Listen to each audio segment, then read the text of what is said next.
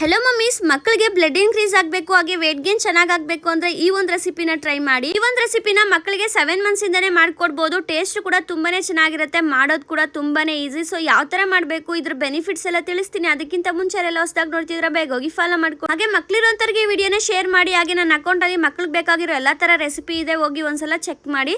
ಈಗ ಮಾಡ್ಕೊಳ್ಳೋದಕ್ಕೆ 1 table spoon ಅಷ್ಟು ಹೆಸರು ಬೇಳೆನ ತಗೊಂಡಿದ್ದೀನಿ. 3 ಟೇಬಲ್ ಸ್ಪೂನ್ ಅಷ್ಟು ರೈಸ್ ತಗೊಂಡು ಚೆನ್ನಾಗಿ ತೊಳೆದು ಕುಕ್ಕರ್ಗೆ ಹಾಕೋಬೇಕು. ಇವಾಗ ಅರ್ಧ ಪೊಟ್ಯಾಟೊ ಸಿಪ್ಪೆ ತೆಗೆದು ಅದನ್ನ ಹಾಕೊಂಡಿದ್ದೀನಿ. ಹಾಗೆ ಬೀಟ್ರೋಟ್ ಕೂಡ ಸಿಪ್ಪೆ ತೆಗೆದು ಪೀಸ್ ಮಾಡಿ ಹಾಕೊಂಡಿದ್ದೀನಿ. ಇದ್ರ ಜೊತೆಗೆ 2 ಬೆಳ್ಳುಳ್ಳಿ ಪೀಸ್ ನ ಹಾಕೊಂಡು ನೀರ್ ಎಷ್ಟು ಬೇಕೋ ಅಷ್ಟು ನೀರ್ನ ಹಾಕೊಳ್ಳಿ, ಡಬಲ್ ಹಾಕೊಳ್ಳಿ. ಸ್ವಲ್ಪ ಟೇಸ್ಟ್ಗೆ ಉಪ್ಪನ್ನ ಹಾಕಿ ಲಿಡ್ ಕ್ಲೋಸ್ ಮಾಡಿ 3 ವಿಸಿಲ್ ಬಿಟ್ಕೊಂಡ್ರೆ ನುಣ್ಣಗೆ ರೈಸ್ ರೆಡಿ ಆಗಿರುತ್ತೆ. ಸೊ ನೀವು ಈ ರೈಸ್ ನ ಮಕ್ಕಳಿಗೆ 7 ಮಂತ್ಸ್ ಅಥವಾ 8 ಮಂತ್ಸ್ ಅಲ್ಲಿ ಕೊಡ್ತಿದ್ದೀರಾ ಅಂದ್ರೆ ಇಷ್ಟೇ ಸಾಕು, ಒಗ್ಗರಣೆ ಏನು ಬೇಕಾಗಿಲ್ಲ.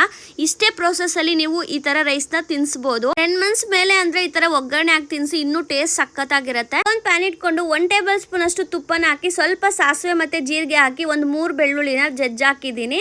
ಫ್ಲೇವರ್ ತುಂಬಾ ಚೆನ್ನಾಗಿರುತ್ತೆ. ಕರ್ಬೇವಿನ ಸೊಪ್ಪು ಹಾಕಿ ಜಾಸ್ತಿ ಸೀರ್ಸಕ್ ಹೋಗ್ಬಾರ್ದು, ಟೇಸ್ಟ್ ಚೆನ್ನಾಗಿರಲ್ಲ. ಲೈಟ್ ಆಗಿ ಫ್ರೈ ಆಗಿ ತಕ್ಷಣ ಅದಕ್ಕೆ ಸ್ಟವ್ ಆಫ್ ಮಾಡಿ ಸ್ವಲ್ಪ ಖಾರದ ಪುಡಿನ ಹಾಕ್ತಾ ಇದ್ದೀನಿ. ನಮ್ಮ ಪಾಪು ಖಾರ ತಿನ್ನೋದ್ರಿಂದ, ಬೇಡ ಅಂದ್ರೆ ಸ್ಕಿಪ್ ಮಾಡ್ಕೋಬಹುದು. ಹೆಸರುಬೇಳೆ ಪೊಟೇಟೊ ಏನ್ ಹಾಕಿದೀವಿ ಎರಡೂ ಕೂಡ ಮಕ್ಕಳ ವೇಟ್ ಗೇನ್ಗೆ ತುಂಬಾ ಹೆಲ್ಪ್ ಮಾಡುತ್ತೆ. ಇನ್ನ ಬೀಟ್ರೋಟ್ ಬ್ರೈನ್ ಡೆವಲಪ್ಮೆಂಟ್ಗೂ ಕೂಡ ತುಂಬಾ ಹೆಲ್ಪ್ ಆಗುತ್ತೆ, ಈಸಿ ಡೈಜೆಷನ್ ಕೂಡ ಆಗುತ್ತೆ. ಸೊ ಈ ಒಂದು ರೆಸಿಪಿನ ನೀವು ಕೂಡ ಟ್ರೈ ಮಾಡಿ. ಇನ್ನಷ್ಟು ರೆಸಿಪೀಸ್ಗೆ ನನ್ನ ಪೇಜ್ನ ಫಾಲೋ ಮಾಡ್ಕೊಳ್ಳಿ. ಬಾಯ್.